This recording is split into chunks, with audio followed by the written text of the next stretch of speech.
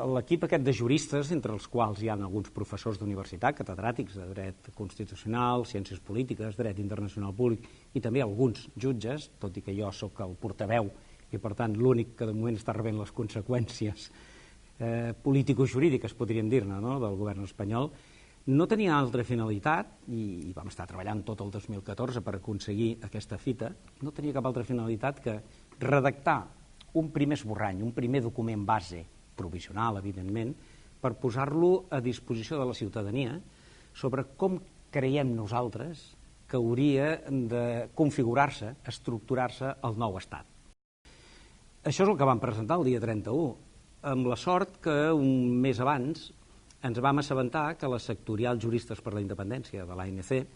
també havia redactat un document, ells més de caire provisional, ells regulen més el procés de transició entre la Generalitat i el nou Estat,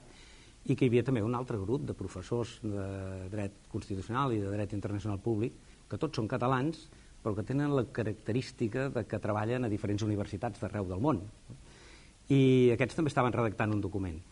I vam dir el que hem de fer tots els ciutadans, no? Escolta'm, si tots tres equips estem treballant amb coses similars